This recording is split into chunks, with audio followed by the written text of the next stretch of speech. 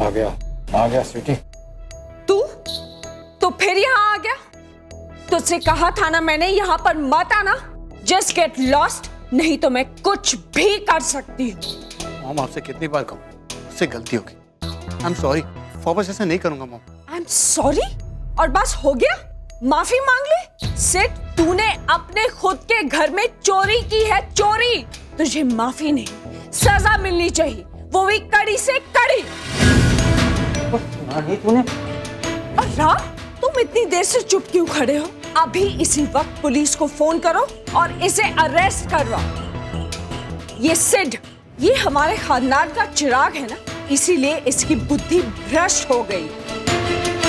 तो पुलिस को फोन करो, 2 डंडे लगेंगे ना इसे, इसकी अकल ठिकाने आ जाएगी। माँ, ये आप क्या कह रही हैं? मैं वही कह रही हूँ जो मुझे कहना चाहिए। इस इंसान की शक्ल देखना अब मुझे बिल्कुल भी गवारा नहीं है। अरे इसने हमारे भरोसे को तोड़ा है, हमारे खानदान की मर्यादा को तोड़ा है इसने। मैं इसे माफ नहीं कर सकती। रोज सुबह उठो और इस शख्स की शक्ल देखो। इम्पॉसिबल, मुझसे नहीं होगा। इसलिए तुम पुलिस को अभी फोन करो, इसे अरेस्ट करवाओ, या तो फिर इसे किसी ऐसी जगह पर भेज दो जहां पर मेरी नजर तक ना पहुंच सके। इसे भेजो अभी। Just go away from here! Just go! माँ, क्या कर रही हैं आप? माँ प्लीज अपने आप को संभालिए। Please you have to try and relax, नहीं तो आपका बीपी हाई हो जाएगा। प्लीज। भाई आप जानते हो कि चोरी करने का इंटेंशन मेरा जरा भी नहीं था। वो विक्रम की वजह से। आई एम सॉरी भाई, मुझसे गलती होगी, मैं मानता हूँ मुझसे गलती होगी। माफ कर देना भाई प्लीज। तेरी किस्मत अच्छी है कि तू मेरा भाई है, वरना माँ तो क्या, मुझे खुद नहीं पता कि मैं क्या करता हूँ। ना मैं तुझसे बात करना चाहता हूँ, ना तेरी शक्ल देखना चाहता हूँ। चाहे तू कुछ भी कहे इस वक्त मैं भरोसा नहीं कर पाऊंगा। So please do us all a favour, इस वक्त यहाँ से चले जा।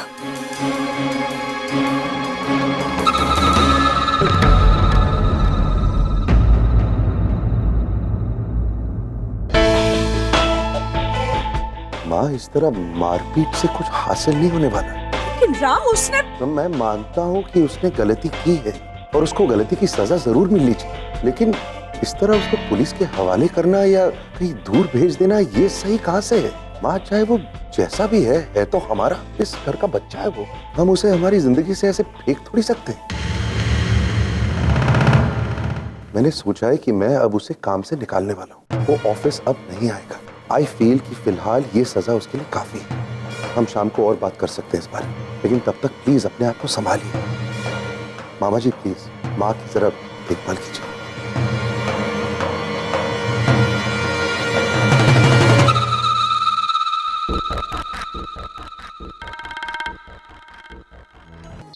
आयशा, हाँ? आरती की थाली तैयार हुई कि नहीं हुई? बस हो गई। ला दे। अरे इसमें तिलक के चावल का है। ओह, लड़की भी भुलक्कड़ है, इतने से काम में इतना टाइम लगाती है। अच्छा तू कार्तिक को फोन कर, बोल कि नताशा को लेकर जल्दी से आ जाए घर पर। अरे प्रिया के आने का टाइम हो रहा है बेटा। ओ शिप्रा, अरे अभी तक तुम्हारी तैयारियां नहीं हुई है, प्रिया के आने का टाइम हो गया है। हो गया। अरे क्या बेटा, लो, वो देख। आ गई आ गई मेरी बेटी। नाम लिया और वो हाजिर हो गई। बहुत लंबी उम्र है मेरी बच्ची की। हाँ पापा, कितनी देर लगा दी?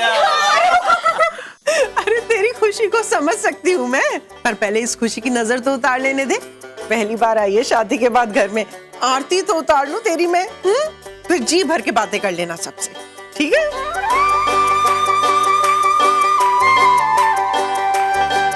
जीती रहे बेटा, ऐसे ही मुस्कुराती रहे। जीवन की हर खुशी तुझे मिले। हाँ। तो अभी ही मिल जाएंगी। ये लीजिए। ये नताशा और कार्तिक हैं, मतलब बहन शादी के बाद पहली बार घर पे आई है। उन दोनों को यहाँ होना चाहिए था ना, मेरा स्वागत करने के लिए दरवाजे पर। कहाँ है वो? दी, वो लोग बाहर गए, बस अभी आते ही होंगे। ठीक है, माफ किया। चल चल। एक मिनट माँ, एक मिनट।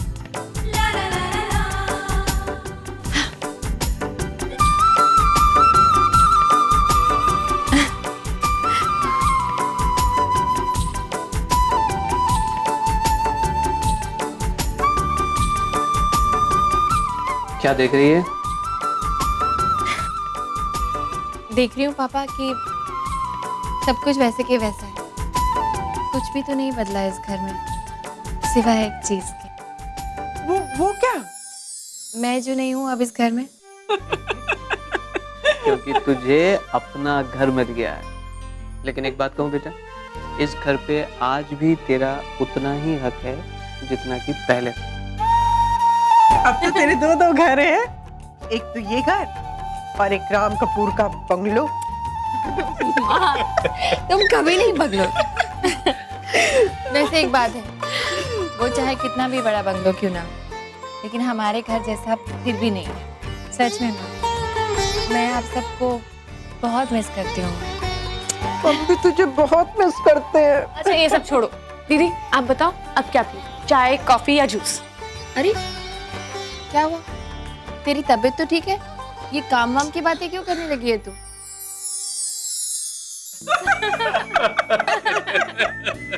मम्मा पहले मैं काम नहीं करती थी तब भी आप लोग मुझे छेड़ते थे, और अब कर रही हूँ तो अरे सॉरी, मैं तो मजाक कर रही थी। मुझे तो अच्छा लग रहा है देख के कि मेरी छोटी सी बहन अब बड़ी हो गई, समझदारी की बातें करने लगी, घर के कामकाज में हेल्प करने लगी है। लेकिन मेरे होते हुए तुझे ये सब करने की क्या जरूरत है आयशा? मैं करती हूँ ना, तू बैठ आराम से, मैं सबके लिए कुछ बना के लाती हूँ। अरे लेकिन माँ, अरे माँ पापा क्या कर क्या रहे हो आप लोग? मुझे ऐसे क्यों ट्रीट कर रहे हो? अरे बेटा, पहली बार तो तू शादी के बाद अपने मायके में आई है, और अब आज हम क्या तुझसे काम करवाएंगे? आयशा बेटा, प्रिया के लिए एक अच्छी सी कॉफी बना के लेके आ। जा बेटा जाओ, जल्दी जाओ। ओके। आप लोग तो ऐसे कर रहे हो जैसे मैं पहली बार यहाँ आई हूँ और कोई मेहमान हूँ। कुछ करने क्यों नहीं दे रहे हो मुझे? अच्छा, अब आप बाप बेटी आपस में बात करो, तब तक मैं कुछ बहुत अच्छा सा खाना बनाती हूँ, फिर फुर्सत में बात करेंगे आपस में। हाँ? अरे माँ सुनो ना मेरी बात, हम लोग बाद में बात जाने सुनो दे। तो। ये क्यों ऐसे बैठना आराम से। अच्छा सुनो, फिर आलू मटर बनाना। पनीर डालो कि नहीं? हाँ। ले भाई, चीयर्स करते हैं। ले मामा नहीं चाहिए मुझे। सिड, नाराज हो मुझसे? सिड, तुम्हें मारना मुझे भी अच्छा नहीं लग रहा था, लेकिन मैं क्या करती, मुझे करना पड़ा। सिड, राम की नजरों में हमारी इमेज बनी रहे, ये हमारे लिए बहुत इम्पोर्टेंट है, तभी तो हमारा प्लान सक्सेसफुल हो पाएगा ना। इसलिए प्लीज कुछ दिनों के लिए कुछ मत खाओ, बिल्कुल चुप रहो, और कोई भी उल्टी सीधी हरकत बिल्कुल मत करना। और एक बार मामला सुलझ जाए तो हम देख लेंगे कि क्या करना है। माँ, मैं चुप नहीं बैठने वाला। जो प्रिया ने मेरे साथ किया ना, उसके बाद तो कभी नहीं चुप बैठूंगा। मैं तो बदला लेकर ही रहूंगा। ले सिर्फ बदला तो लेना है, लेकिन सोच समझ कर। देखो सिर्फ लाइफ में ऐसी बहुत सिचुएशंस आती हैं जहां पर एक बड़ी जंग को जीतने के लिए छोटी छोटी लड़ाइयों में हार माननी जरूरी होती है। तो सिड महाराज, ये महाभारत इस बार तेरे ब्रदर की दुल्हन के साथ है। जितनी वो जमीन के ऊपर है उतनी वो जमीन के नीचे भी है। भैया, आपने ना खामखा हवा बना रखा है उस प्रिया का। इतना मुश्किल नहीं है प्रिया को राम से दूर रखना। अब आप देखते जाइए कि मैं करती क्या।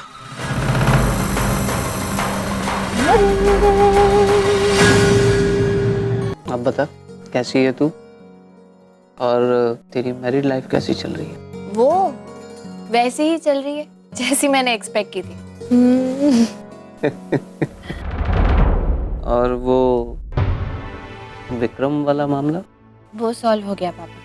अच्छा हुआ मैंने आपसे बात कर ली और आपकी बात मानकर अपने दिल की बात मानी। विक्रम वाकई निर्दोष था पापा। गुड। इसका मतलब ये हुआ कि राम और विक्रम की दोस्ती टूटते टूटते रह।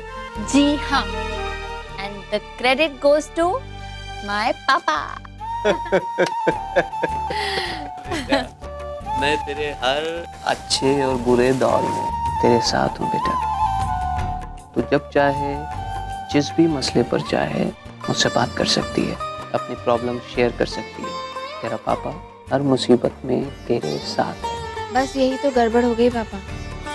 ये जो आप कदम कदम पे मुझे सपोर्ट करते हो, मेरी मदद करते हो ना, इसकी आदत हो गई है मुझे। अब यही मैं वहाँ बहुत मिस करती हूँ पापा। वहाँ पे ना छोटी छोटी सी बातों पर ढेर सारे कंफ्यूजन्स हो जाते हैं। कंफ्यूजन्स ढेर सारे, लेकिन उन कंफ्यूजन्स को सॉल्व करने के लिए, डिस्कस करने के लिए कोई भी नहीं। बहुत अकेली हो जाती हूँ मैं। तो तू एक काम किया करना, यहाँ जाया कर, हम दोनों मिलकर डिस्कस कर लेंगे, हैं? बस एक बात कहूँ, तेरे जाने के बाद मेरा भी मन यहाँ पे लगता नहीं है। हाँ, क्योंकि मम्मी के सामने आपको सपोर्ट करने के लिए कोई नहीं है। खुशबू तो बहुत अच्छी आ रही है।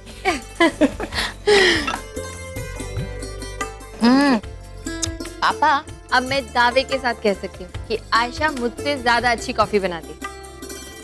मैं कितनी भी कोशिश करूँ ना, आप जैसी कॉफी नहीं बना सकती। आप सबसे अच्छी कॉफी बनाते हो एंड यू नो, ये तो बेस्ट। कोई आप जैसा नहीं है और कोई बन भी नहीं सकता। अरे पापा पकड़ ले, देखा, देखो तो। अरे तो रो क्यों? माँ, हाँ हाँ, तुमने क्या कहा आयशा को? ये रो क्यों रही है? क्या हुआ बता ना। तुझे मिस करती थी ना, इसीलिए। आज तुझे अपने सामने देखा है, इसीलिए शायद इसकी आंखें भर आई। औरों का पता नहीं थी, मैं आपको बहुत मिस करती हूँ। पागल हो गए क्या? ऐसे रोते? चुप हो जा, चुप हो जा। अरे बस कर, वरना कॉफी ठंडी हो जाएगी।